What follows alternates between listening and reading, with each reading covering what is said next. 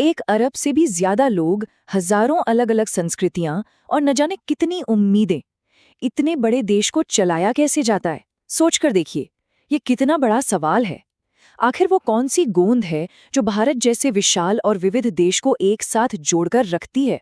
तो इसका जवाब एक किताब में है, एक बहुत ही खास दस्तावेज में। तो चलिए आज इसी सवाल की तह तक चलते हैं।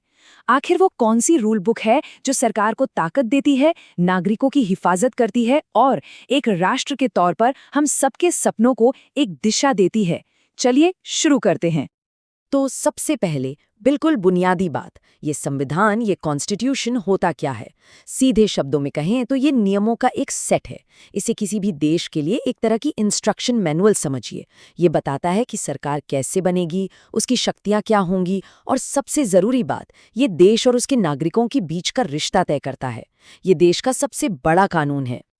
तो ठीक है, ये नियमों की किताब है, पर ये इतनी अहम क्यों है? ये सिर्फ वकीलों और नेताओं के पढ़ने की कोई सूखी सी किताब नहीं है। नहीं, बिल्कुल नहीं। ये हमारी रोजमर्रा की जिंदगी की नींव है। जरा सोचिए, एक संविधान कितने सारे काम करता है। ये तय करता है कि देश के लिए फैसले लेने की ताकत किसके पास होगी। ये सरकार पर लगाम भी लगाता है ताकि वो अपनी मनमानी ना कर सके। लेकिन ये सिर्फ नियमों की ही किताब नहीं है, ये हमारे आदर्शों की भी किताब है। ये एक आईने की तरह है जो दिखाता है कि एक देश के तौर पर हम सब क्या बनना चाहते हैं। ये हमें हमारी असली पहचान देता है। तो भारत की ये रूल बुक आखिर बनी कैसे? देखिए, ये कोई आसान काम नहीं था। ये एक नए, आज़ाद देश के जन्म की उथल-पुथल के बीच की गई एक बहुत बड़ी कोशिश थी। वैसे ये विचार कोई एक दिन में नहीं आया था, ये दशकों से पनप रहा था। 1934 में जब एम.एन. रॉय ने पहली बार इसका जिक्र किया, फिर 1938 में नेहरू ने इसकी मांग की और आखिरकार 1946 में कैबिनेट मिशन योजना के तहत एक संविधान सभा बनी। ये एक लंबा और काफी मुश्किल सफर था। और ये कोई छोटा-मोटा ग्रुप नहीं था। जो मूल संविधान सभा बनी थी, उसमें 389 सदस्य थे। ये लोग उस समय के भारत के हर कोने से, हर प्रांत और रियासत से आए थे। सच कहें तो ये देश के सबसे बेहतरीन दिमागों का एक जमावड़ा था, जिन्हें एक पूरे राष्ट्र का भविष्य लिखने का काम सौंपा गया था। अगर संविधान एक रूल बुक है, तो इसकी प्रस्तावना यानी प्रीएम्बल उसका दिल है, उसकी आत्मा है। ये वो शुरुआती बयान है जो इस पूरे दस्तावेज के मकसद और उसकी सोच को हमारे सामने रखता है। और इसकी शुरुआत होती है इन दमदार शब्दों से, कोई राजा या कोई बाहरी ताकत हमें ये संविधान नहीं दे रही है, ये हम भारत के लोग हैं जो खुद को ये संविधान दे रहे हैं। ये लाइन अपने आप में ये साफ कर देती है कि असली ताकत इस देश की जनता में है। तो ये वादा क्या है? सबसे पहला वादा है न्याय का। और ये सिर्फ अदालतों वाला न्याय नहीं है, बल्कि सामाजिक, आर्थिक और राजनीतिक न्याय है। मतलब समाज में किसी के साथ भेदभाव न हो और सबको आगे बढ़ने के बराबर मौके मिलें। फिर आती है स्वतंत्रता, यानी सोचने की, अपनी बात कहने की, किसी भी चीज में विश्वास करने की और अपने तरीके से पूजा पाठ करने की आज़ादी। सच पूछिए तो यही वो आज़ादी है जो किसी भी लोकतंत्र की जान होती है। इसके बाद वादा है समानता का, मतलब कानून की नज़र में सब बराबर हैं और सबको तरक्की करने के लिए बराबर मौके मिलेंगे। किसी के साथ भी उसके जन्म या बैकग्राउंड के आधार पर कोई भेदभाव नहीं होगा। और आखिर में है बंधुता, यानी भाईचारे की भावना।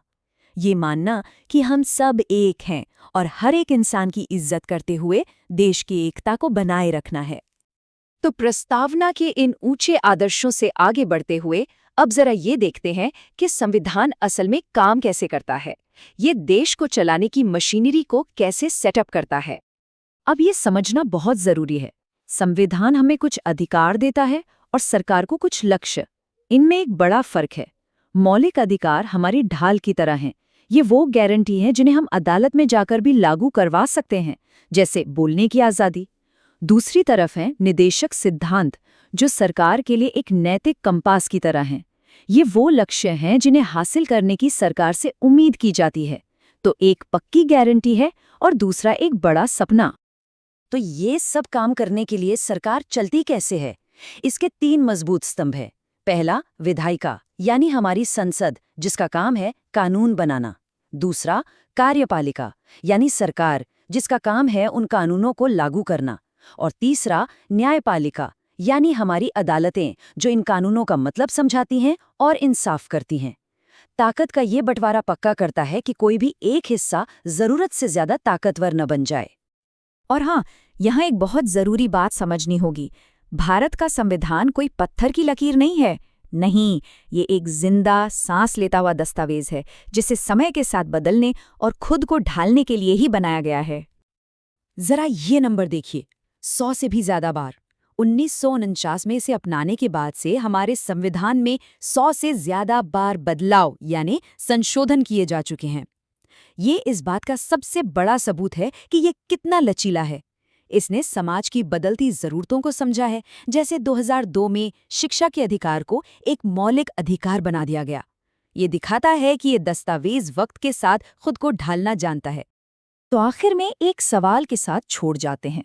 जैसे जैसे भारत नई टेक्नोलॉजी, नए सामाजिक बदलावों और दुनिया भर की चुनौतियों का सामना कर रहा है, हमारा ये बुनियादी दस्तावेज भविष्य में कैसे बदलेगा? अगले 75 सालों में इसके सामने कौन सी नई चुनौतियां आएंगी? ये एक ऐसा सवाल है जो हम सबसे जुड़ा है, क्योंकि आखिर में ये नियम पुस्तिका हम सबकी है।